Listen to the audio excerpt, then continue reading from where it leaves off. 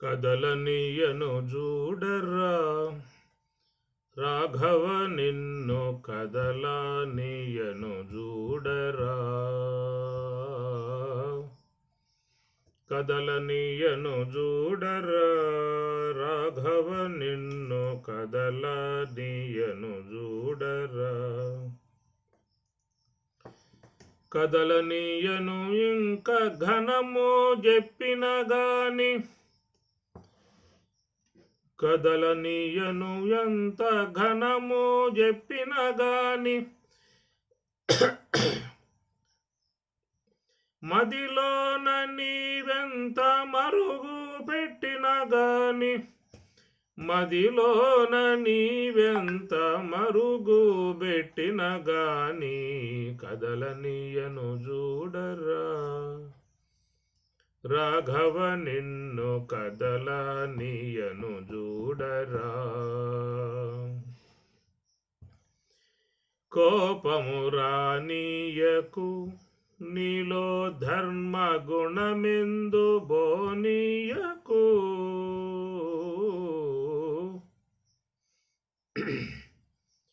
కోపము రానీయకు నీలో ధర్మ గుణమెందు బోనీయకు కదలనీయను చూడరా రాఘవ నిన్ను కదలనీయను చూడరా శంకరం శంకరాచార్యం కేశవం బాదరాయణం సూత్రభాష్యకృతౌ వందే భగవంతౌ పునః పునః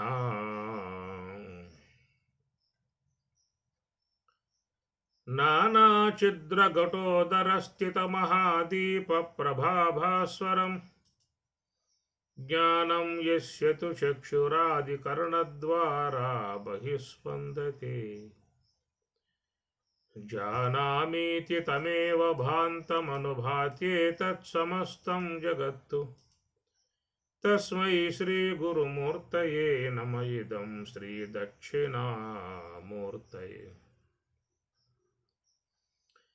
నానాఛిద్రఘటోదరస్థిత మహాదీప ప్రభాభాస్వరం నానాఛిద్ర నానా అంటే అనేక రంధ్రములు కలిగి ఉన్న ఘటోదర స్థిత ఘట ఉదర ఘటం అంటే కొండ కొండ యొక్క ఉదర లోపల స్థిత ఉన్నటువంటి మహాదీప గొప్ప ప్రకాశవంతమై ఉన్నటువంటి దీపం ప్రభాభాస్వరం జ్ఞానం యస్యతు చక్షురాధికరణ ద్వారా బహిస్పందతే జ్ఞానం అంటే జ్ఞానాత్మకమై ఉన్నటువంటి ఆత్మ ప్రకాశం చక్షురాధికరణ ద్వారా బహిస్పందతే చక్షురాది జ్ఞానేంద్రియముల ద్వారా ఆ ప్రకాశము ప్రతిస్పందతే అన్ని వైపులా ప్రసరిస్తూ ఉన్నటువంటిది జ్ఞానామీతి తం ఏవ భాంతం అనుభాతి సమస్తం జగత్తు ఆ ప్రకారముగా ఆత్మ యొక్క ప్రకాశముతో ద్విదీప్యమానముగా ప్రకాశించే ప్రకాశ ఆశ్రయములో సమస్తము కూడా తెలుసుకోవటం జరుగుతూ ఉన్నటువంటి తస్మై అటువంటి శ్రీ గురుమూర్తయే శ్రీ గురుమూర్తియగు దక్షిణామూర్తయే దక్షిణామూర్తికి ఇదం నమః నమస్కారములు చెల్లించుకుంటూ ఉన్నాను అన్నాడు. మహాదీప ప్రభాభాస్వరం కాబట్టి ఇది మనం నిన్న ఆకాశ దీపం అంతర్జ్యోతి బహిర్జ్యోతి ప్రత్యగ్జ్యోతి పరాత్పర జ్యోతి జ్యోతి స్వయం జ్యోతి ఆత్మజ్యోతి శివోస్మ్యహం ఆత్మజ్యోతి మనోజ్యోతి జ్యోతి చక్షుశ్చ పశ్యతి సబాహ్యాభ్యంతరజ్యోతి సా జ్యోతి శివముచ్యతే సా అట్టి జ్యోతి జ్యోతి శివం ఉచ్యతే. శివం అంటే మంగళకరము, మంగళకరమై ఉన్నటువంటిది జ్యోతి, ప్రకాశమానమై ఉన్నటువంటిది. కనుక ఆత్మ ప్రకాశం అంతటా కూడా ఆత్మ ప్రకాశము అనేటువంటి విషయాన్ని ఇక్కడ శంకరాచార్యుల వారి ఈ శ్లోకంలో ఆత్మ స్వప్రకాశము, జ్యోతి స్వరూపము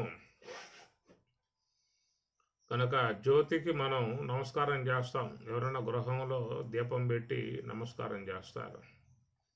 ఆలయాలలో కూడా జ్యోతి అనేటువంటిది ముఖ్యంగా పెట్టి నమస్కారం చేస్తారు.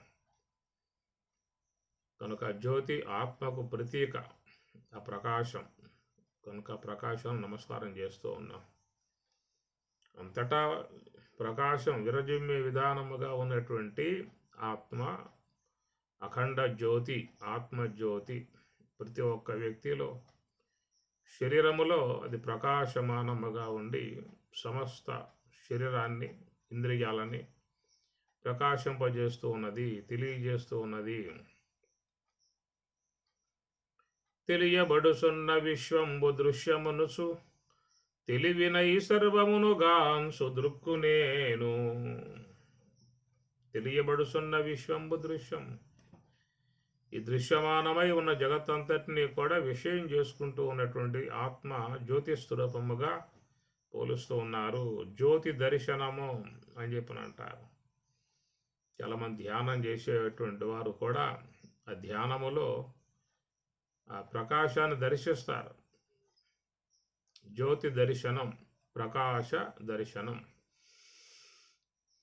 అది ధ్యానములో కొంతలెక్క ప్రయాణం చేసినప్పుడు ఎంతో ప్రకాశమానముగా ఉన్నటువంటి ఇరుగులోకి వాళ్ళు ప్రవేశిస్తారు.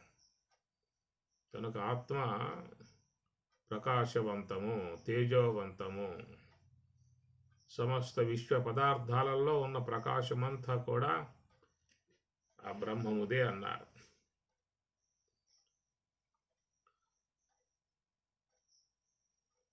నతద్భాసయతే సూర్యః న శశాంకో న పావకః. సూర్యుడు కానీ చంద్రుడు కానీ అన్నీ కూడా ప్రకాశమానముగా ఉన్నాయి అంటే అది ఆత్మ ప్రకాశము. కనుక ఆత్మ ప్రకాశాన్ని మనకు ఒక ఉదాహరణగా కార్తీక మాసమునందు ఆకాశ దీపము అనే విధానముగా పెడతారు. ఆకాశ దీపము అంటే అది చిదాకాశము. చిత్ అంటే స్వప్రకాశమై ఉన్నటువంటి ఆకాశాన్ని చిదాకాశము అన్నారు. దాన్ని దహరాకాశము అన్నారు. దహర ఉత్తరేభ్య బ్రహ్మసూత్రము కనుక దహరాకాశము, చిదాకాశము, చిదంబరము అని. చిత్ అంటే స్వప్రకాశం, అంబరం అంటే ఆకాశం. చిత్తు స్వప్రకాశము, అంబరం అంటే ఆకాశం. చిదంబరం స్వప్రకాశమై ఉన్న అంబరం. అందులో చాలామంది ఆ చిదంబరం పోయి అక్కడ దర్శించుకుంటారు. చిదంబర రహస్యము అంటారు. కనబడేది కాదు, సమస్తానికి ప్రకాశం అందించేటువంటిది. కాబట్టి ఆ ప్రకారంగా మహాత్ములు అనేక అంశాలుగా ఆత్మప్రకాశ స్వప్రకాశత్వమును అనేక రీతులలో మనకి వాళ్ళు ప్రబోధిస్తూ ఉన్నారు. ముఖ్యంగా కార్తీక మాసంలో ఆకాశ దీపము అని ఉదాహరణగా పెట్టినటువంటిది. ఘటం, ఆ ఘటములో ప్రమిద, దాంట్లో నూనె ఒత్తి అగ్రభాగంలో ప్రకాశించే దీపం. అది ఆ చిల్లులకుండగా ప్రకాశిస్తూ ఉంటే అది చాలా చూసే వాళ్ళకు కూడా సంతోషకరంగా ఉండేటువంటి విధానం. ఆకాశ దీపం. నిన్న మనం ధ్వజస్తంభం అనే అంశాన్ని గురించి చెప్పుకున్నాం. ధ్వజ అంటే రెండవ పుట్టుక. ఆ రెండవ పుట్టుక అనే అంశాన్ని సోహం అనేదిగా చెప్పబడుతుంది. ప్రథమజ అన్నది హంస. ప్రతి ఒక్క వ్యక్తిలో ప్రథమజ మొదటి పుట్టుకగా ఉన్నది. మొదటి పుట్టుకగా ఉన్నటువంటి ఈ శ్వాసను హంస, అది సమస్త మానవాళిని మృత్యువు వైపుకి లాక్కుపోతూ ఉన్నది. ఉన్న ఆయువంతా తరిగింపజేస్తూ ఉంది కాబట్టి దాన్ని హంస అని. సోహం అనేది ఆయువు పెరుగుతుంది. హంస అంటే ఆయువు తరిగిపోతూ ఉంటుంది.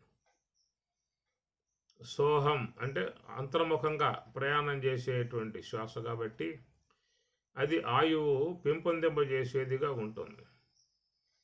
గచ్చంతిష్టం సదాకాలం వాయుస్వీకరణం పరం సర్వకాల ప్రయత్నేన సహస్రాయుర్భవేన్నర అంటుంది ఉత్తర గీత. సహస్రాయుర్భవేన్నర, 1000 ఏళ్ల కాలం కూడా జీవించగలిగేటువంటి విధానం మహాత్ములకి ఏర్పడుతుంది. అందువల్ల పూర్వకాలంలో మహాత్ములు ఎక్కువ కాలం వాళ్ళు జీవించినట్లుగా పురాణాలు చెబుతూ ఉన్నాయి. ఎందుకంటే వాళ్ళు యోగ సమాధిలో ఉన్నప్పుడు ఆయువు క్షీణింపదు, అట్లాగే ఉంటుందన్నమాట. ఎంతంత యోగ సమాధి పొందుతారో అంతంతగా శ్వాస వాళ్ళకి పొదుపు చేయబడుతుంది, ఆయువు పెరుగుతుంది వాళ్ళకి. అందుచేత ఇక్కడ సోహం అనేటువంటిది అది ఆత్మ వైపుకు ప్రయాణం చేసేదిగా మన భగవద్గీతలో ఉన్న అంశాన్ని కూడా మనం చెప్పుకోవడం జరిగింది. ప్రయాణకాలే మనసాచలేన అనే శ్లోకం ద్వారా చెప్పుకోవడం జరిగింది.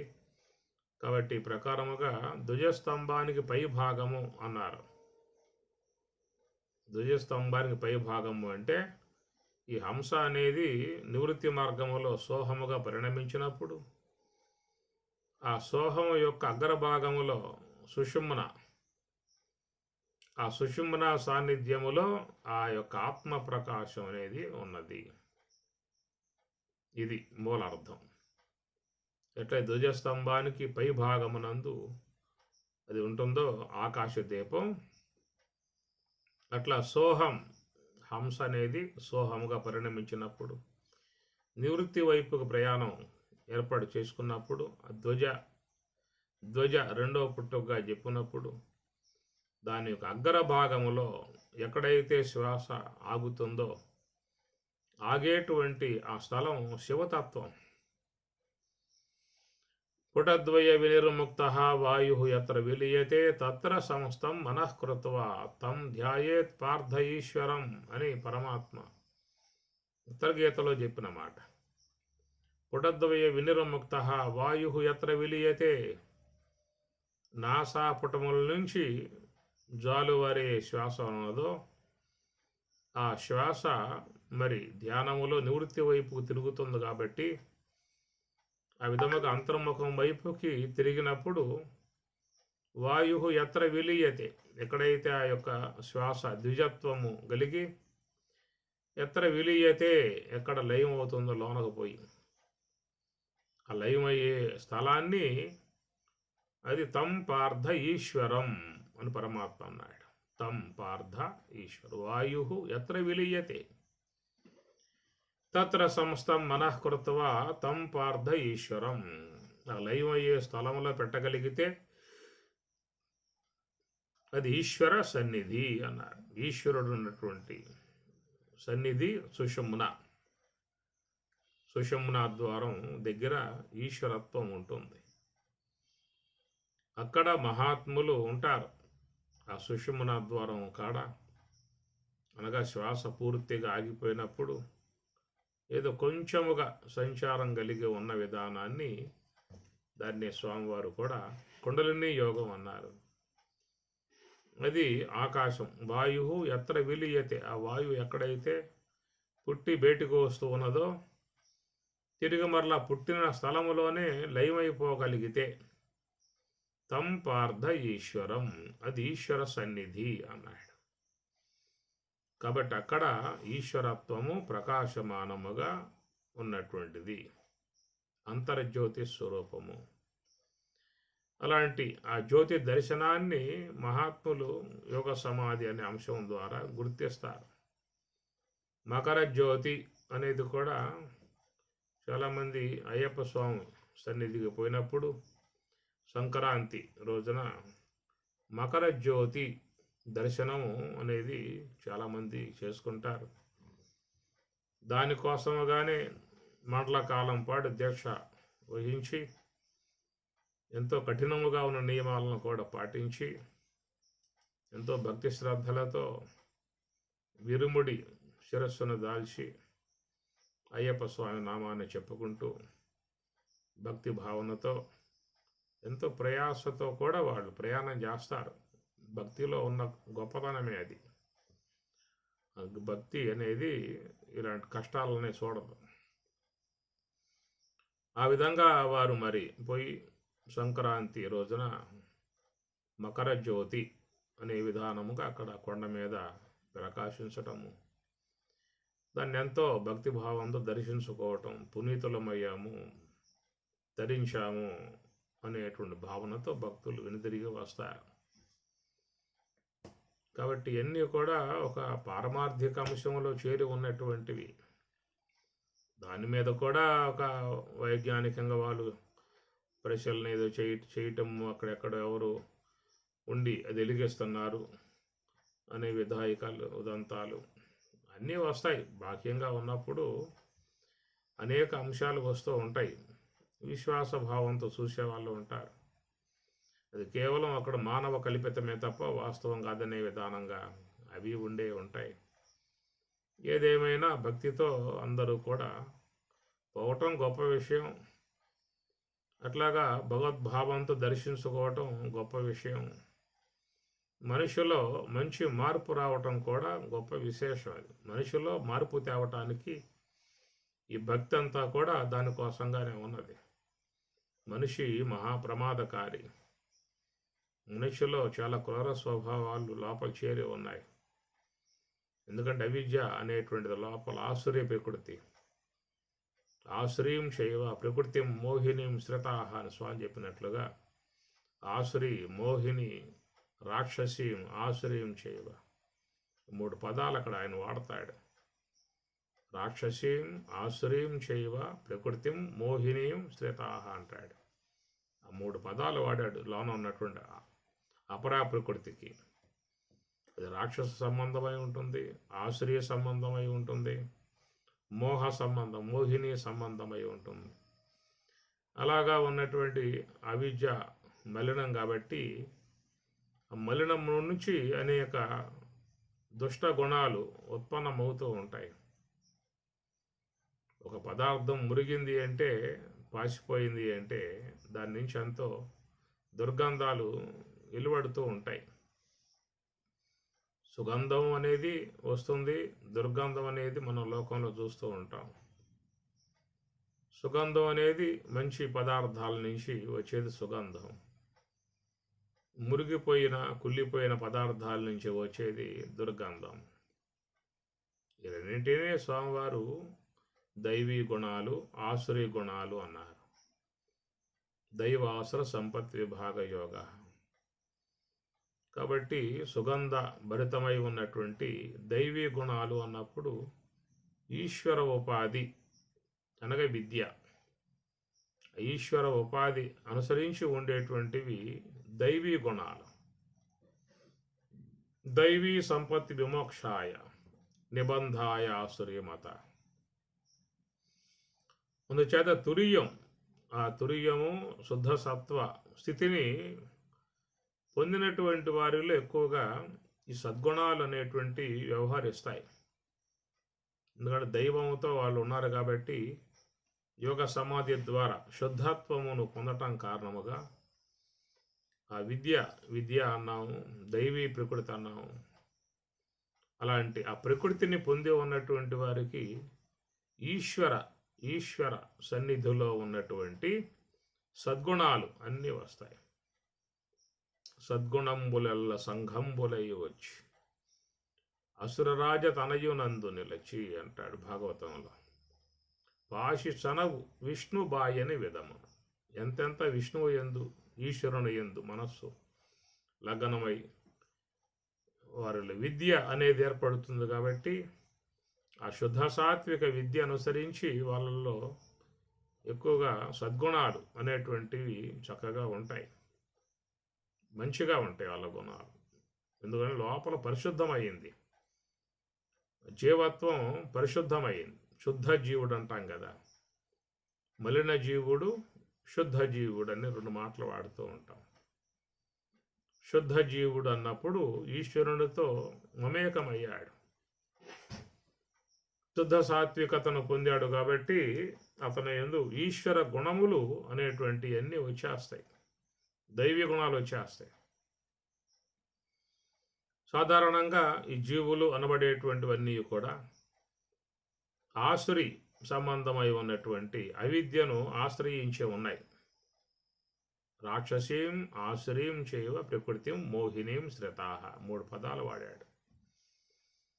కనుక లోపల అనేక మాలిన్యములతో చేరి ఉన్న అవిద్య, కల్మషాలతో చేరి ఉన్న అవిద్య, అజ్ఞానాంధకారాలతో మోగి ఉన్న అవిద్య, అలాంటి అవిద్య నుంచి వచ్చే గుణాలు కూడా మురిగిపోయిన పాసిపోయిన పదార్థాల నుంచి ఏ విధంగా దుష్ట వాసనలు అనేటువంటి ఇరదిమ్ముతో ఉంటాయో ఎక్కువగా వీళ్ళ యందు ఇలాంటి గుణాలు అనేటువంటి ఎక్కువగా వస్తాయి.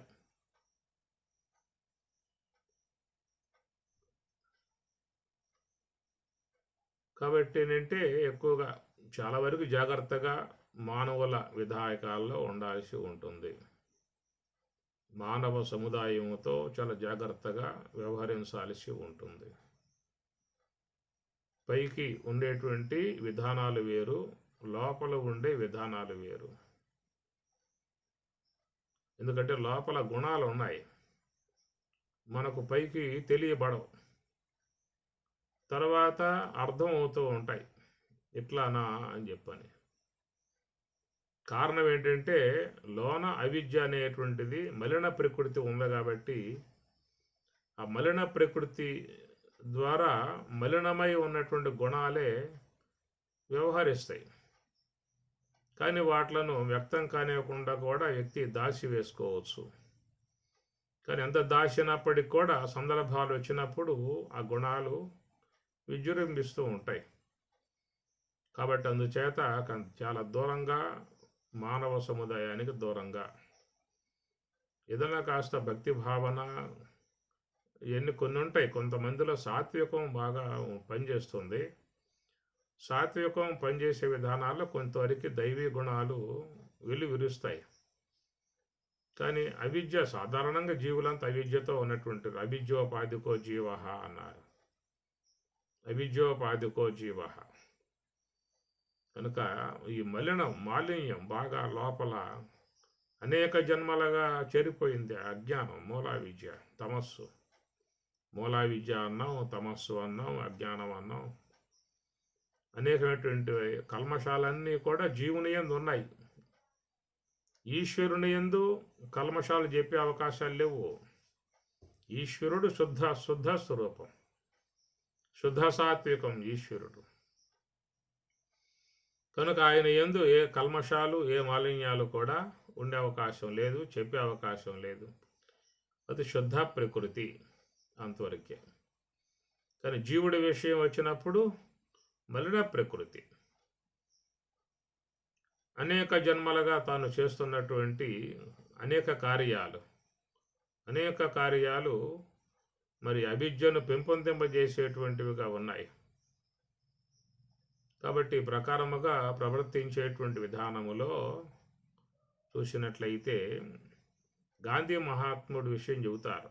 ఆయన ఎక్కువగా బాలల తాత బాపూజీ అని మాట పాడతారు. బాలల తాత బాపు. చిన్నపిల్లలతో ఆయన బాగా ఆడుకుంటూ ఉంటాడండి. ఎందుకంటే వాళ్ళల్లో ఈ గుణాలు ప్రకోపించి లేవు.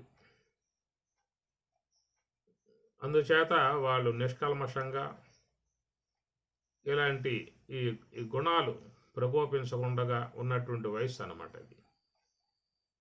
కాబట్టి పసిబిడ్డలతో ఉండవచ్చు, లేదా కొంత జ్ఞాన మార్గంలో పయనిస్తూ, యోగ మార్గంగా పయనిస్తూ, భక్తి మార్గంగా ఉన్నటువంటి వాళ్ళతోనూ కొంతవరకు కలిసి ఉండవచ్చు. కానీ ఆశ్రయ సంబంధమై ఉన్న అవిద్యను బాగా కలిగి ఉన్నటువంటి విధానంలో వాళ్ళతో జాగ్రత్తగా మెలగాల్సి ఉంటుంది. అందుచేత ఆ గుణాల లోపల అవిద్యా సంబంధమైన గుణాలే ఎక్కువగా వెలువడే అవకాశం ఉంటుంది. కాబట్టి మరి ఆ జీవుడు మలిన సాత్వికముతో చేరి ఉన్న జీవుడు, అవిద్య అజ్ఞాన తామసికములతో చేరి ఉన్నటువంటి జీవుడు కాబట్టి ఆ జీవుణ్ణి ఎవరికి వారు మరి దీని ద్వారా శుద్ధం చేసుకోవాల్సి ఉంటుంది. అనగా ఈ అంతర్ముఖ ప్రయాణము సోహం యొక్క సూత్రం ద్వారా ఈ మలినాలన్నిటినీ కూడా కడుక్కోగలిగితే వాళ్ళల్లో విద్యా విధానంలో సద్గుణాలన్నీ కూడా వచ్చే అవకాశం ఉంటుంది. అవి జీవితానికి సుఖశాంతులు కలగజేసేటువంటివిగా ఉంటాయి. ఈశ్వర సాన్నిధ్యానికి చక్కటి ప్రయాణం చేసేటువంటివిగా ఉంటాయి. కాబట్టి ఆ ప్రకారముగా మరి ఆత్మ యొక్క ప్రకాశాన్ని ఈ ధ్వజస్తంభం అనే దాని ద్వారా చేరుకోవాల్సి ఉంటుంది అనేటువంటి అంశాన్ని మనం చెప్పటానికి అక్కడ ఒక సాదృశ్యాన్ని మన ముందు ఆవిష్కరింప చేశారు. కనుక ధ్వజస్తంభం అనే పేరు పెట్టారు. ధ్వజస్తంభానికి పై భాగంలో ఆకాశ దీపం అని పేరు పెట్టారు. ఆకాశ దీపం ఎలా ఉంటుందనే మాటకి ఇక్కడ శంకరాచార్యుల వారు నానా ఛిద్రఘటోదర స్థిత మహాదీప ప్రభాభాస్వరం జ్ఞానం యస్య తు చక్షురాధికరణ ద్వారా బహిస్పందతే అన్నారు. నానా ఛిద్ర ఘటోదర స్థిత. ఘటము అంటే దేహానికి అన్వయం చేసుకోవాలి. ఘటం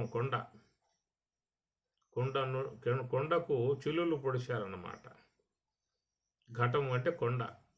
ఎందుకంటే మన యొక్క ఈ దేహం కూడా మట్టితో చేయబడింది, మన్నుతో చేయబడింది. కాబట్టి ఈ దేహం ఘటము అన్నారు. కనుక ఈ దేహాన్ని అనే ఘటానికి ఎన్నో రంధ్రాలు ఉన్నాయి. నానా ఛిద్ర, నానా అంటే నానా రకాలై ఉన్న ఛిద్ర రంధ్రాలు, నానా రకాలైన కల్మషాలు అంటాం కదా, నానా రకాలైన కర్మలు అంటాం. నానాత్వము అంటే అనేక రకాలై ఉన్నటువంటి అన్నీ కూడా చేరి ఉన్నటువంటి రంధ్రాలు. శరీరంలో రంధ్రాలు లక్షలు ఉన్నాయి. ఒక రకంగా చెప్పాల్సి ప్రతి రోమం రంధ్రమే. ఆ రోమాల నుంచి గాలి ఎలువడుతుంది, గాలి పీల్చుకోవడం వదలటం జరుగుతూ ఉన్నది. శరీరంలో ఉన్న కల్మషాలన్నిటినీ కూడా ఆ రంధ్రాల ద్వారా, చెమట ద్వారా దేహము నుండి బయటికి వచ్చేస్తూ ఉంటుంది. ఒక రకంగా దేహం అంతా రంధ్రాలే. ఇంకా లోనగా పోతే సమస్త నాడీ మండలం అంతా అది కూడా రంధ్రాలే. 72,000 నాడీ మండలాలుగా అంటాం కదా, అవన్నీ కూడా అన్ని ద్వారాలే, వెలువడే ద్వారాలు, పదార్థాలు వెలువడే ద్వారాలు. వాటిల్లో ప్రధానంగా ఉండేటువంటి మనకి జ్ఞానేంద్రియాలు చెప్పుకొచ్చే విధానం. కాబట్టి ఆ జ్ఞానేంద్రియముల ద్వారా ఆ యొక్క లోన ఉన్నటువంటి యొక్క ప్రకాశం బయటికి ఎలువడుతుంది అనే మాట ఇక్కడ వాడతాడు. జ్ఞానం యస్య తు చక్షురాధికరణ ద్వారా బహిస్పందతే. చక్షురాధికరణ ద్వారా విశేషముగా ఆ యొక్క ప్రకాశము చక్షురాది ఇంద్రియాల ద్వారా బయటికి ఆ ప్రకాశం ఎలువడుతూ ఉన్నది. ఘటంలో ఉన్నటువంటి దీపం లోన తాను ప్రకాశాన్ని ఆ ఘటమంతా మరి ప్రకాశింపజేస్తూ చిల్లులకుండగా బయటకు వచ్చి బయట ఉన్న పదార్థాలను కూడా అది తెలియజేస్తూ ఉన్నది. ఆ ప్రకాశం లోపల ఆవరణాన్ని ప్రకాశింపజేస్తుంది. చిల్లులకుండగా బయటకు వచ్చి బయట ఉన్న పదార్థాలను కూడా తెలియజేస్తుంది. ప్రకాశింపజేయటువంటి, తెలియజేయటం అని అర్థం. అట్లాగా మరి ఆత్మ లోపల జ్యోతిస్వరూపముగా ప్రకాశమానముగా ఉండి లోన ఉన్నటువంటి అన్నిటినీ కూడా అది ప్రకాశింపజేస్తుంది. లోన ఉన్న ఆలోచనలు ఎలాంటివి వస్తున్నాయో ప్రకాశింపజేస్తుంది. మనసులో కలిగేటువంటి కామ, క్రోధ, లోభ, మోహ, మదమాచర్యాలను కూడా ప్రకాశింపజేస్తుంది. లోన ఉన్నటువంటి యొక్క ఆలోచనలు వచ్చేటువంటివి కూడా అవి ప్రకాశింపజేస్తుంది. నిద్రా సమయంలో గోచరించేటువంటి అనేక పదార్థములు, స్వప్న పదార్థాలను కూడా అది ప్రకాశింపజేస్తుంది. దాని సాక్షి భాష్యములు అన్నారు. స్వప్నమునందు గోచరించేటువంటి ప్రాతిభాషిక పదార్థాలని ప్రకాశం అనేటువంటిది ఆత్మ ప్రకాశము. దాన్నే సాక్షి భాష్యములు అన్నారు. మరి ఆ స్వప్నం ఎంత స్పష్టత అని చెప్పనంటే ఉదయం లేచినప్పుడు ఇది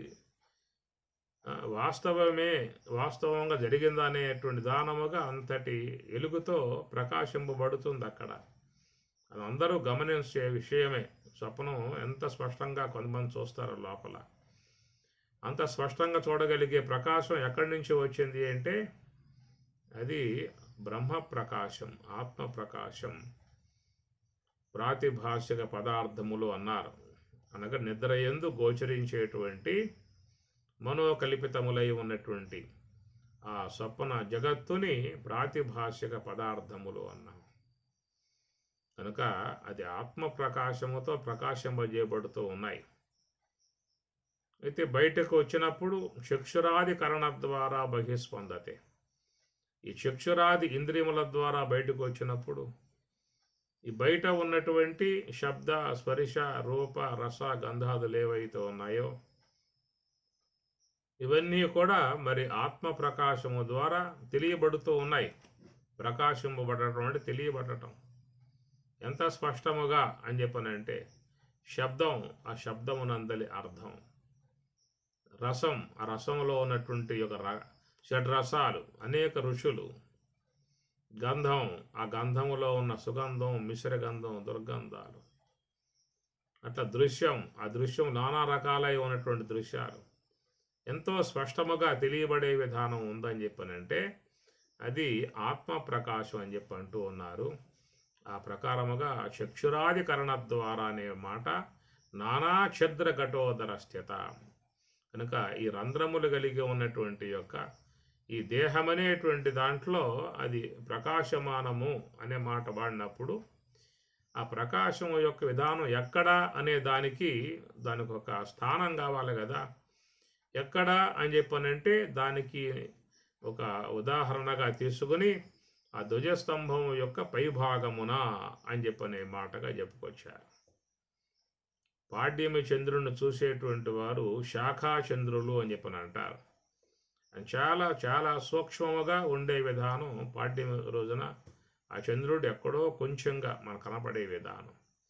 దాన్ని చూపించటానికి ఏం చేస్తారంటే కొమ్మను, శాఖా చంద్రుడు అంటే శాఖ అంటే కొమ్మ, కొమ్మను చూపించి చూడు ఆ కొమ్మకు కొంచెం పై భాగంలోనూ చూసా అదే చంద్రుడు అని.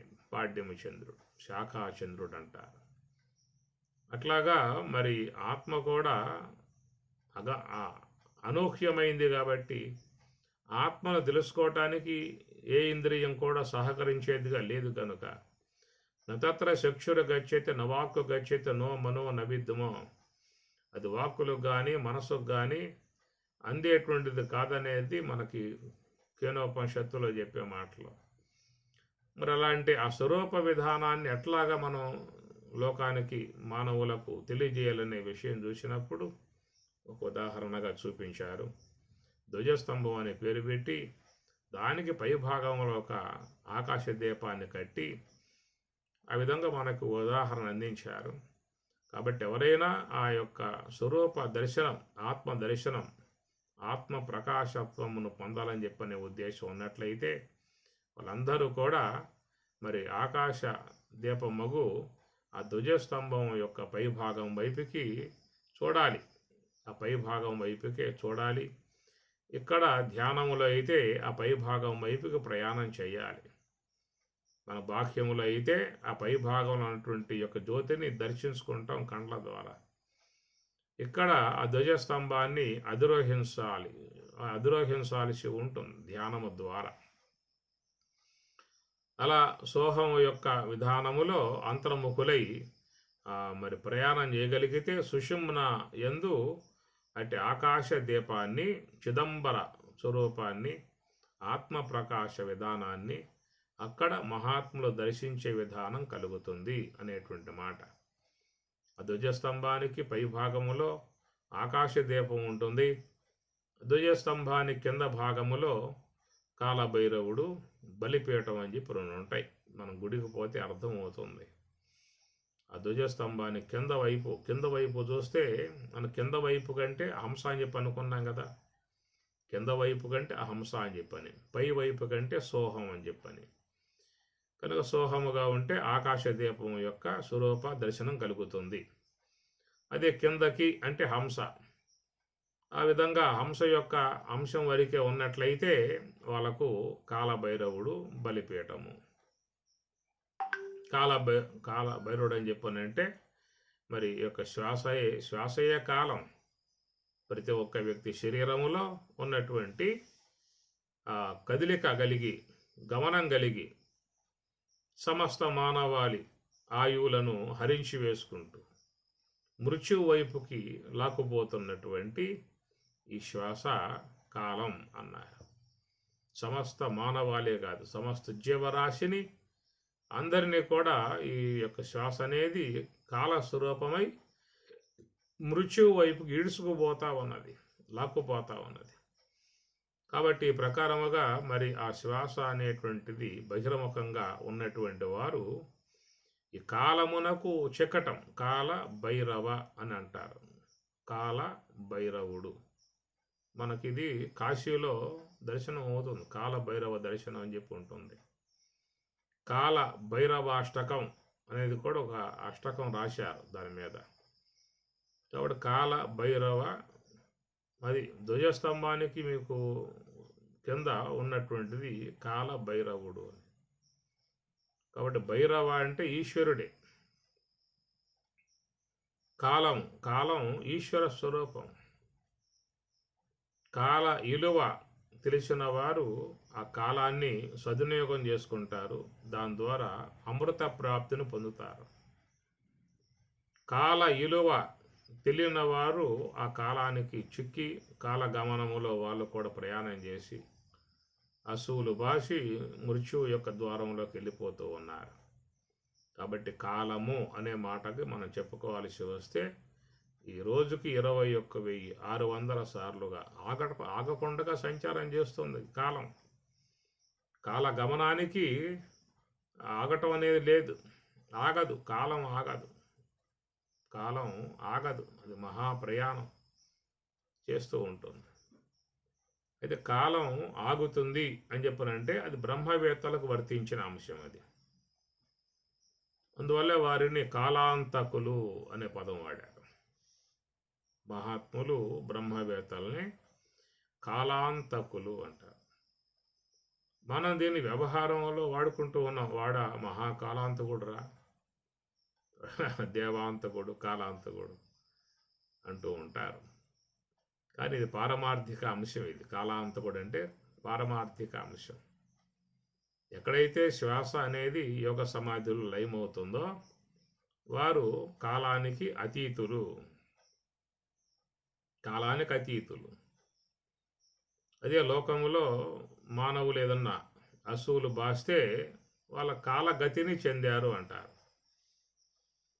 కాల ధర్మాన్ని పొందారు అంటారు. ఎవరైనా అసువులు బాసి వెళ్ళిపోతే కాలగతిని పొందారు, కాల ధర్మాన్ని పొందారు. కాబట్టి అందరూ కాలం యొక్క విధానంలో కలిసిపోయే వాళ్ళే. కాలం లాక్కుపోయిన వైపుకి తీసుకుపోబడేటువంటి వారే, కాలానికి లోబడి ఉన్నటువంటి వారే. అందువల్ల కాలాన్ని జయించగలిగే విధానం, జయించగలిగే శక్తి ఒక బ్రహ్మజ్ఞానం ద్వారానే ఉన్నది. అది బ్రాహ్మీ అనుభవం ద్వారా మాత్రమే కాలాన్ని అరికట్టగలగాలి. వారు కాలాంతకులు. కాబట్టి వాళ్ళు శ్వాసను పూర్తిగా లయింపజేసిన వాళ్ళు కాబట్టి కాలాంతకులు. ఇక వాళ్ళకు ఈ కాలంతో సంబంధం లేదు. ఇక కాలుడికి చెక్కి ఉన్నటువంటి వారే ఈ జనన మరణాలు అనేటు చక్రంలో వాళ్ళు పరిభ్రమించాల్సి ఉంటుంది. కాల చక్రములో పడ్డటువంటి జీవులు జనన మరణ గతులు ఎప్పుడూ కూడా వాళ్ళు పొందుతూ ఉంటారు. వాళ్ళ కాల గతికి చిక్కారు, కాల గమనంలో వాళ్ళు ఉండిపోయారు. కాలం ఏ వైపుకు లాకపోతే ఆ వైపుకి వెళ్ళిపోతూ ఉంటారు. కానీ కాలాన్ని వాళ్ళు అధిగమించారు. అంతరిక్షంలో పోతే అక్కడ మీకు ప్రాణశక్తి, వాయు చలనం లేదని చెప్పని కదా. అంతరిక్షంలో పోయిన వాళ్ళకి అక్కడ ప్రాణం కదలిక లేదు, అనగా వాయువు కదలిక లేదు, వాయువు అందదు, ప్రాణశక్తి అందదు అని చెప్పేసి. అట్లాగా ఇక్కడ అంతరిక్షం అంటే చిదాకాశం, పరమాత్మ ఉన్నటువంటి స్థలం. ఆ పరమాత్మ ఉన్నటువంటి అంతరిక్షంలోకి వెళ్ళిపోయిన తర్వాత ఇక వాళ్ళకి ఈ శ్వాస కదిలిక, శ్వాస గమనం అనేది లేదిక. అది కేవలం బ్రహ్మం. కనుక వాళ్ళు మృత్యుంజయులు అని అంటారు. మృత్యుంజయులు, మృత్యువును జయించిన వారు. యోగామృతరసం పీత్వా వాయుభక్ష సదాసుఖి యమమభ్యస్యతే నిత్యం సమాధి మృత్యునాశకృత్ అని పరమాత్మ కూడా చెప్పాడు. యోగామృత రసం పీత్వా, యోగామృతాన్ని రసాన్ని పీత్వా తాగేవాళ్ళు. యోగం చేస్తే కదా యోగామృతం వచ్చేది. కనుక మామూలుగా మన రసాలు ఊరుతున్నాయి లోపల శరీరంలో, అది వేరు. ఇక్కడ యోగామృతము అన్నారు, జ్ఞానామృతము అంటారు. పరమాత్మ ఉత్తర గీతలో యోగామృతం అని పేరు పెట్టాడు. అది యోగముతో ఉన్న వాళ్ళకి లభించేది ఆ యోగామృతం. యోగం బాగా చేయాలిగా, మధించాలిగా. అప్పట్లో ఆ క్షీరసాగరం మదిస్తే కదా అమృతం వచ్చింది. ఇరువైపులా ఉండి బాగా కవం, మందరగిరి పర్వతం కవంగా పెట్టి ఈశ్వరుని యొక్క అనుగ్రహముగా తీసుకొని బాగా మదించటం కారణముగా దాని నుంచి అమృతం అనేది ఏర్పడింది అని, అమృతాన్ని దేవతలు తాగి అమరులయ్యారని చెప్పని కదా. అట్లాగే ఇక్కడ కూడా యోగామృతము అంటే యోగం శీలించిన వాళ్ళకి, నిరంతరంగా బాగా మదించిన వాళ్ళకి అది యోగామృతం లభించే విధానము. యోగామృత రసం పీత్వ వాళ్ళు వాయుభక్ష అనే పదం స్వామి గారు వాడారు. వారు వాయుభక్షకులు. కాబట్టి ఆ వాయువును పూర్తిగా తనలో లయింపజేసుకున్నారు, శ్వాసను లయింపజేసుకున్నారు. వాయుభక్ష సదా సుఖీ, ఎల్లప్పుడూ వారు సుఖవంతులు. ఎవరైతే వాయువుని తనలో లయింపజేసుకున్నారో వారు సదా సుఖీ, ఎప్పుడు కూడా ఆనందంగా ఉంటారు, శాంతంగా ఉంటారు, సుఖస్వరూపులే ఉంటారు. ఏ ఉద్వేగాలు ఉండవు, ఏ ఆవేశాలు ఉండవు. ప్రశాంతత వాళ్ళ యందు. అది సమృద్ధిగా శాంతి సమృద్ధం ఇది ప్రాచీన యోగ్యోపాస్వ. మన ఆనందం శాంతి సమృద్ధం అంటారు. ఇవన్నీ కూడా ఏంటంటే అది యోగ సమాధి ఈశ్వర సన్నిధి. దాన్ని అవలోకనం చేసిన వాళ్ళకు మాత్రమే ఇవన్నీ కూడా తెలియబడే అవకాశం ఉన్నది. మనం కేవలం చెప్పుకుంటూ ఉన్నాం. ఆ చెప్పుకునే అంశాలు కేవలం వినికిడి మాత్రంగా ఉంటాయే తప్ప దాని సారస్వతాన్ని ఆస్వాదించే అవకాశం ఉండదు. కనుక అది ఒక స్థితి. ఆ స్థితి ఎట్లాంటిదని చెప్పనే మాటకి యోగామృత రసం పీత్వ వాయుభక్ష, అమృతాన్ని సేవిస్తూ ఉన్నారు. వాయుభక్ష, వాయువుని వాళ్ళు భక్షించారు, మింగేశారు, లయింపజేసుకున్నారు. కాబట్టి శ్వాసను సుషుమ్న అనేటువంటిది తాగివేస్తుంది. అందువల్ల ఇక్కడ పదం వాడారు, ఆకాశ పిబతి ప్రారం సజీవ కేన జీవతి అనే ఒక పదం మీకు ఉత్తర గీతలో ఇంకో శ్లోకంలో వస్తుంది. ఈ పదం ఎక్కడ వస్తుందంటే ముఖనాసికయోహ మధ్యే వాయు సంచరతే సదా ఆకాశ పిబతి ప్రాణం సజీవ కేన జీవతి. ఆకాశ పిబతి ప్రాణం.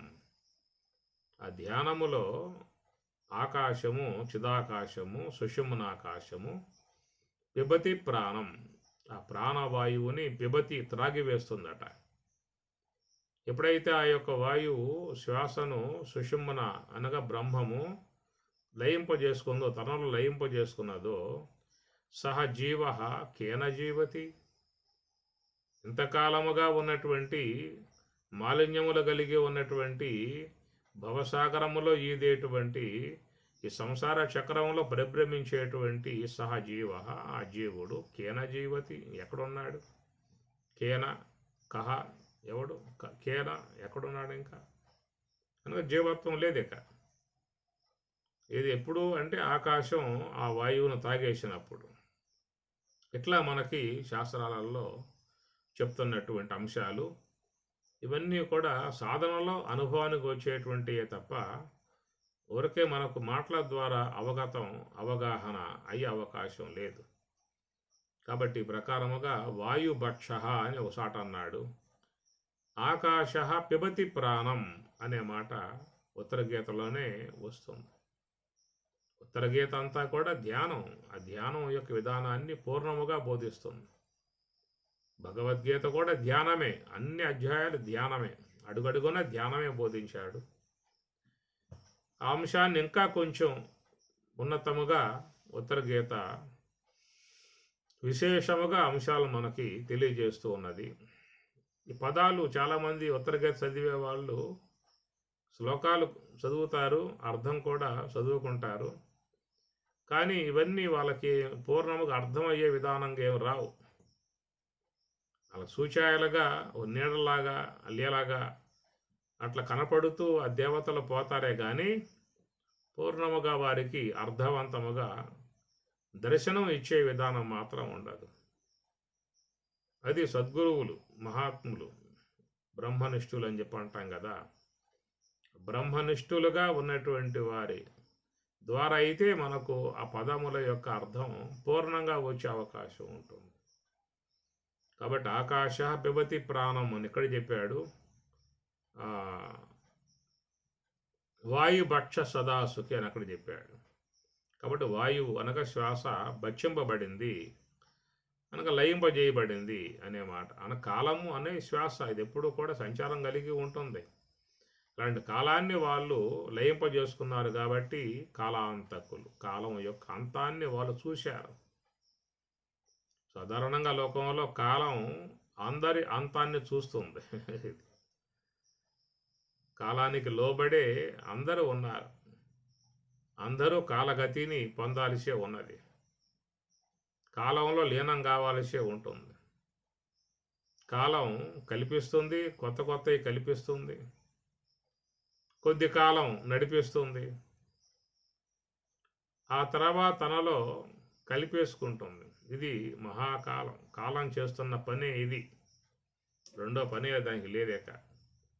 కొత్త కొత్తవి కల్పించటం, కొద్ది కాలం నడిపించటం, ఆ తదుపరి తనలో కలిపేసుకోవటం. కాలానికి అతీతులుగా ఈ లోకంలో ఎవరూ లేరు. కాలానికి లోబడే జీవులన్నీ ఉన్నాయి. కాలానికి అతీతము అనే మాట బ్రహ్మమునకు మాత్రమే వర్తిస్తుంది. ఎందుకంటే ఆ కాలం అనేది కూడా కదిలిపోవటం అంటే అది చేతనాశ్రయం, బ్రహ్మచేతనాశ్రయం ద్వారానే ఆ కాలానికి కదిలికలైనటువంటి ఏర్పడ్డాయి. కనుక జీవుడుగా ఉన్నంతకాలం, జీవత్వం జీవుడుగా ఉన్నంతకాలం వాడు కాలానికి లోబడే ఉంటాడు. కాలానికి అతీతులు కారు. లోకంలో ఎవ్వరూ కూడా కాలానికి అతీతులు కారు. కాలానికి లోబడే వారి వారి ప్రయాణాలు కొనసాగించుకోవాల్సి ఉంటుంది. కాబట్టి ఆ తనువులతో ప్రయాణం చేస్తారు. తనువులు రాలిపోయిన తర్వాత మళ్ళా కాలగతినే వాళ్ళు పొందుతారు. ఆ కాలం నందే ప్రయాణం చేస్తారు. ఎంతో కాలం గడిచిన తర్వాత మళ్ళా ఇలాంటి ఉపాధులు తీసుకుని ఈ విషయంలోకి వస్తూ ఉంటారు. తీసుకున్న ఉపాధులు కూడా కొద్ది కాలం గమనం చేసి తిరిగి మరలా ఆ కాలగర్భంలో ఆ శరీరాలు కలిసిపోతూ ఉంటాయి. తిరిగి మరలా ఈ జీవుడు కాలంతో కలిసి ప్రయాణం చేస్తూనే ఉంటాడు. కనుక ఈ కాలం అనేది చూసినట్లయితే శరీరాలని, నామరూపాత్మకమై ఉన్న ఆకారాలని తనలో కలిపేసుకుంటుంది. కానీ జీవులు మాత్రం ఆ కాలగతిని పొంది గమనం చేస్తూ ఉంటారు. జీవులకు నాశనం లేదు, ఎంతో కాలం ప్రయాణం చేస్తూ ఉంటాయి. అజ్ఞాన వాసనలు ఇవన్నీ కూడా నిక్షిప్తం చేసుకుని ఉన్నాయి కాబట్టి ఆ ప్రకారంగా అవన్నీ కూడా ప్రయాణం చేస్తూ ఉంటాయి. కాబట్టి ఈ ప్రకారముగా మన అందరం ఇక్కడ, మనమే కాదు లోకంలో ఉన్నటువంటి అన్ని జీవులు కూడా ఈ కాలానికి లోబడే ప్రయాణం చేస్తూ ఉన్నాం. ఈ కాల గమనములో ఎన్ని శరీరాలు వచ్చాయో, ఎన్ని శరీరాలు రాలిపోయాయో, మళ్ళీ ఇంకా ఎన్ని శరీరాలు రానున్నాయో, ఈ ప్రకారం అనంత కాలానికి అంతం లేదు, అనంత కాలముగా కొనసాగుతుంది. ఈ కొనసాగే కాలానికి అనుగుణ్యముగా అన్ని జీవులు కూడా ప్రయాణం చేస్తూ ఉన్నటువంటి విధానమే. అయితే కాల ప్రవాహము నుండి ఒడ్డెక్కిన వాళ్ళు ఎవరన్నా ఉన్నారా అంటే వాళ్ళు బ్రహ్మవేత్తలు. ఈ కాల ప్రవాహము నుండి ఆ గట్టెక్కిన వాళ్ళు, ఇక వాళ్ళకి కాలంతో సంబంధం లేదు. ఇక వాళ్ళని ఆ కాలం వాళ్ళని ఏం చేయదు. ఎత్ర కాలే ఆవృత్తిం చైవ యోగినః తత్ర ప్రయాత గచ్చంతి అనే మాటలు మనకి 8వ అధ్యాయంలో వస్తాయి. ఎత్ర కాలే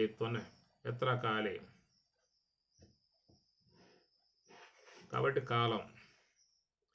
కాబట్టి ప్రకారముగా కాలం ఈశ్వర స్వరూపం, ఆయనకు లోబడే ఈ జీవులన్నీ కూడా ఉంటాయి. ఆ కాలం అధిగమించటము, అధిరోహించటము, కాలానికి అవతల వైపుకి వెళ్ళిపోవటం. ఇక వాళ్ళకి కాలచక్ర గతి ఉండదేక. ఈ దేహములు భవసాగరాలు ఇదే విధానాలు అనేటువంటివి ఉండవు. ఎప్పుడంటే ఆ కాలాన్ని అధికరించిన వాడు. దాన్ని అధికరించాలని చెప్పనంటే మరి ఆ శ్వాస యొక్క కాలాన్ని ఆశ్రయించే అధికరించాల్సి ఉంటుంది. దానికి ఇక్కడ చెప్పింది మనస్సుని హంసతో జోడించినప్పుడు ఇక ఆ శ్వాస అనేది ఎక్కడి నుంచి దాని యొక్క పుట్టుక అనేది ఏర్పడిందో తిరిగి మరలా తన పుట్టుక స్థలమగు ఆ బ్రహ్మమునందే ఆ శ్వాస అనేది లీనమవుతుంది. ఎప్పుడైతే శ్వాస పూర్తిగా లయమైపోయిందో అక్కడిక కాలం లేదు, అకాలం అన్నారు. అకాల మృత్యుహరణం, సర్వవ్యాధి నివారణం, సమస్త పాపక్షయకరం అనే మంత్రాన్ని చెప్పుకొస్తారు. అకాలం, నా కాలం అకాలం, అక్కడ కాలం లేదిక. అకాల మృత్యుహరణం, మృత్యువు కూడా హరణం, నశింపబడింది, తొలగింపజేయబడింది. ఇక మృత్యువు యొక్క సంబంధమై ఉన్న అంశ ఆ జీవులకి ఉండదు అనే మాట. మృత్యుహరణం అన్నారు. సర్వవ్యాధి నివారణ అనే పదం వాడారు. సర్వవ్యాధి, సమస్త వ్యాధులు పోయాయి. అనగా స్థూలదేహ సంబంధమై ఉన్న వ్యాధులు కానీ, సూక్ష్మదేహ సంబంధమై ఉన్న మనో సంబంధ వ్యధలు కానీ, కారణదేహ సంబంధమై ఉన్న పుట్టుకలు అనే వ్యాధి, దాన్ని భవవ్యాధి అనే పేరు పెట్టారు కదా. కాబట్టి స్థూలదేహ సంబంధమై ఉన్న వ్యాధులతోనూ వాళ్ళకి ఏ బాధ లేదు. ముఖ్యంగా మనో సంబంధమై ఉన్న వ్యధలు జీవితంలో బాధిస్తాయి. చాలామంది ఈ రెండింటికి గురయ్యారు. శారీరక సంబంధమైన రుగ్మతలు ఎప్పుడూ కూడా దాడి చేస్తూనే ఉన్నాయి. వాటి కోసం ఎన్నో మెడిసిన్స్, మందులు వాడుతూ ఉన్నటువంటి విధానం. కొంతమంది నిత్య కళ్యాణం పచ్చతోరణం లాగా ఎన్నెన్నో మందులు మింగాల్సిన పరిస్థితి. అట్లాగా దేహమంతా కూడా రుగ్మతలు ఆవహించి ఉన్న విధానం. రెండవది మనస్సంతా కూడా అనేక చింతలు, చికాకులు, ఒత్తుళ్ళు, మనశ్శాంతి లేకపోవటం. ఈ ప్రకారంగా రెండు వ్యక్తులను బాధిస్తూ ఉన్నాయి. ఇది ప్రత్యక్షానుభవం. ఇక పరోక్షంగా ఉంది ఏమిటంటే భవవ్యాధి, కారణదేహం యొక్క అంశమై ఉన్నటువంటి భవవ్యాధి అనేటువంటిది అది పరోక్షముగా ఉన్నటువంటిది. పరోక్షముగా అని చెప్పనంటే శరీరం అనేది ప్రాప్తించింది, తర్వాత ఆ దేహం కొద్ది కాలం ఉండి వెళ్ళిపోతుంది. వెళ్ళిపోయిన తర్వాత మరొక దేహాన్ని ధరించి లోకంలోకి రావటం అవుతుంది. కాబట్టి ఈ విషయం అంత స్పష్టతగా తెలియబడే అంశముగా లేదు, అనూహ్యముగా జరిగిపోతూ ఉన్నాయి. కనుక దాన్ని తేరిపార చూసే విధానము, పూర్ణముగా దర్శించుకునే విధానం అక్కడ లేవు. అది కాలగమనములో ఆ విధంగా జరుగుతూ ఉన్నాయి, పోతూ ఉన్నాయి, వస్తూ ఉన్నాయి.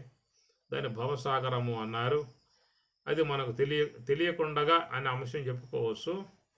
మరి ఎక్కడ దేహం సాలించిన తర్వాత ఎడిపోతున్నామో, మళ్ళా ఆ దేహం ఎంతకాలానికి ధరించి విశ్వంలోకి వస్తున్నాము.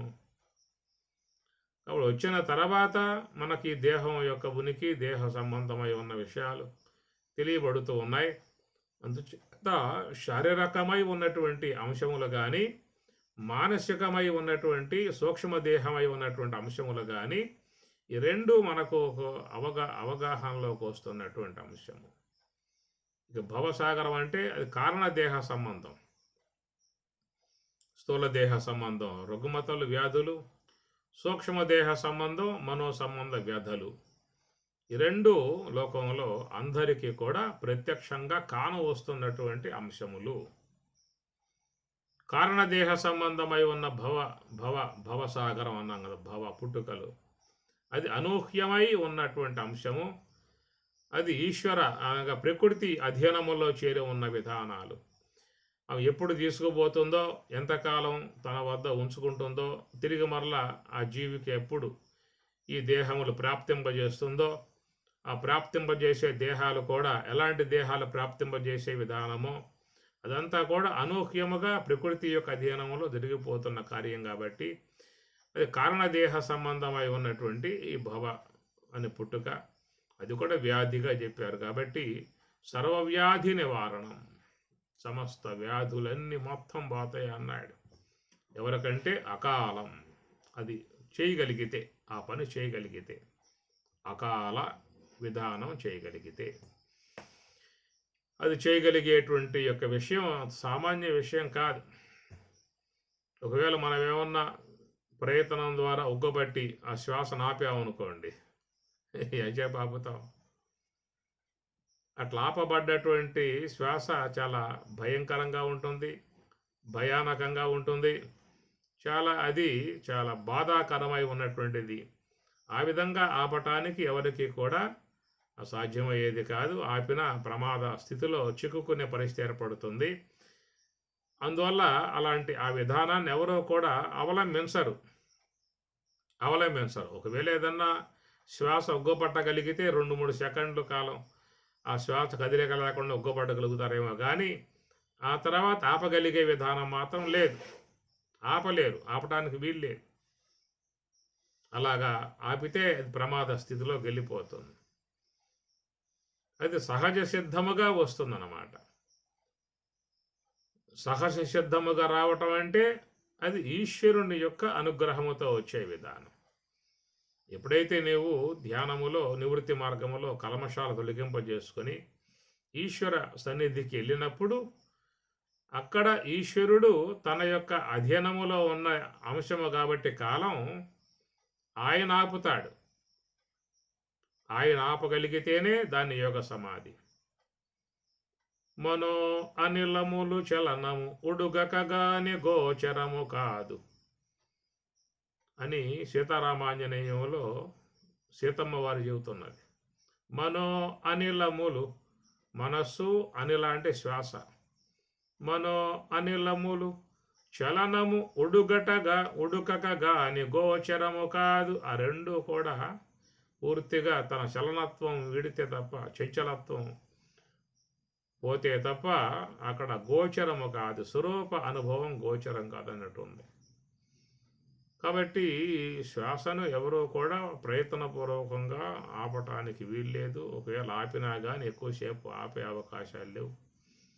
ఎక్కువసేపు ఆపితే అది ప్రమాద స్థితికి వచ్చే పరిస్థితి అవుతుంది. కాబట్టి నువ్వు ఆపటం కాదు, మాలిన్యములు కలిగి ఉన్నటువంటి జీవుడు ఆపటం కాదు. ఎందుకంటే ఆ జీవుడి అధ్యయనంలో లేదది. అది ఈశ్వర సాన్నిధ్యములు, ఈశ్వర అధ్యయనములో ఉన్నది. పరమ పరమాత్మ అన్నాడు ఈ మాట 18వ అధ్యాయంలో, ఈశ్వర సర్వభూతానాం హృద్దేశే అర్జున తిష్టతి భ్రామయన్ సర్వభూతాని. సమస్త జీవుల హృదయములో సర్వేశ్వరుడు ఉండి ఈ శ్వాసను ముఖత్రాడును పట్టుకొని సమస్త జీవుల్ని ఆడిస్తూ ఉన్నాడు. కాబట్టి అది ఈశ్వరుని యొక్క అధీనములో ఉన్నది. కాబట్టి ఈశ్వరత్వ స్థితిని పొందినటువంటి వారికి మాత్రమే అది ఆగటం అనేది జరుగుతుంది. అక్కడ దాన్ని అకాలము అనే పదం పెట్టారు. అదే మృత్యుహరణం అన్నారు. ఆకాశ పిబతి ప్రాణం, ఇట్లాగా పదాలు వాళ్ళు పదప్రయోగం చేశారు. ఆ అంశానికి, ఆ అనుభవానికి ఒక పదప్రయోగం వాళ్ళు చేశారు. కానీ ఆ పదాలు మనం స్పష్టంగా చూడగలిగితేనే దాని అంతరములో ఉన్న భావం మనకు గోచరించే అవకాశం ఉంది. ఇందా చెప్పుకున్నాం కదా, ఆ శ్లోకాలు చాలామంది చదువుతూ ఉంటారు, వెళ్ళిపోతారు అంతే తప్ప దానికి పూర్తిగా వాటి భావాలు గోచరించవు. కాబట్టి ఈ ప్రకారముగా ప్రతి ఒక్క వ్యక్తి యందు కూడా కాలానికి, ప్రతి ఒక్క వ్యక్తి యందు కాలం ఉన్నది. ఆ కాలం సంచారం కలిగి ఉన్నది, కాల గమనం కలిగి ఉన్నది. ఆ కాలానికి అందరూ లోబడి ఉన్నారు. ఆ కాలం అనేటువంటిది కొనసాగుతూ ఉన్నది. కాలంకి అందరూ లోబడి ఉన్నారు, కానీ ఆ కాలం అనేది ఈశ్వరునికి లోబడి ఉన్నది. కాబట్టి ఆ జీవుడు నివృత్తి మార్గము ద్వారా సోహం అనే అంశము ద్వారా, సోహం అనే అంశము ద్విజ రెండవ పుట్టుక, ధ్వజస్తంభం, దాని యొక్క విధానములో ఈ ఈశ్వర సాన్నిధ్యం, ఈశ్వరత్వమును పొందినట్లయితే అక్కడ శ్వాస పూర్తిగా ఆగిపోయే విధానం. కాబట్టి అకాలము అన్నారు. అది మృత్యురహితము అన్నారు, మృత్యుంజయత్వము అన్నారు. వాళ్ళు కాలాంతకులు అనే పేరు పెట్టారు, వారే దేవాంతకులు. కాబట్టి ఈశ్వర సన్నిధిలో ఉన్నటువంటి విధానం. కాబట్టి ఆ ప్రకారముగా ఆ ధ్వజస్తంభానికి ఆ పై భాగములో ఆ జ్యోతి అనేది, ఆ ధ్వజస్తంభానికి దిగువ భాగంలో కాల భైరవుడు అని. కాబట్టి ఆ కాలానికి చెక్కి జీవులన్నీ కూడా బలిపీఠమునందు బలైపోతూ ఉన్నాయి. ఆ బలిపీఠం అంటాం కదా, ఆడ అన్నం పెడతారులే మామూలుగా ఆలయంలో, వాళ్ళు వండిన అన్నాన్ని ఓ ముద్ద ఆడ పెడతారు, బలి వేస్తారు ఓ ముద్ద పెట్టి. అది కాదు, అన్ని జీవులు అక్కడ బలైపోవాల్సిందే, ఆ బలిపీఠం బలైపోవాల్సిందే. అంతమొందింపజేస్తుంది కాలం, ప్రతి ఒక్క ప్రాణిని అంతమొందింపజేస్తుంది. కనుక కాలానికి లోబడి ఉన్నవాడు జీవుడు, కాలానికి అతీతమై ఉన్నటువంటి వాడు ఈశ్వరుడు. కాబట్టి ఆ ఈశ్వరత్వమును పొంది ఉన్నటువంటి మహాత్ములు మాత్రమే ఆ శ్వాసను పూర్తిగా లయింపజేసిన వాళ్ళు అవుతారు. వాళ్ళు కాలాతీతులు. కాలాతీతం బ్రహ్మము, ఆ బ్రహ్మమే తానై ఉన్నటువంటి స్థితి అనేది ఏర్పడుతుంది. కాబట్టి అలాంటి అంశాన్ని చెప్పటానికి మనకు ఆ ధ్వజస్తంభానికి పైన ఆకాశ దీపాన్ని పెట్టారు. ఆకాశ దీపాన్ని వర్ణన చేస్తూ శంకరాచార్యుల వారు నానా ఛిద్రఘటోదర స్థిత మహాదీప ప్రభాభాస్వరం జ్ఞానం యస్యతు చక్షురాదికరణద్వారా బహిస్పందతే జానామీతి తమేవ భాంతమనుభాత్యే తత్సమస్తం జగత్తు తస్మై శ్రీ గురుమూర్తయే నమ ఇదం శ్రీ దక్షిణామూర్తయే. ఓం సహనావతు సహనౌ భునక్తు సహ వీర్యం కరవావహై తేజస్వినావధీతమస్తు మా విద్విషావహై. ఓం శాంతి శాంతి శాంతి. హరి ఓం తత్సతు.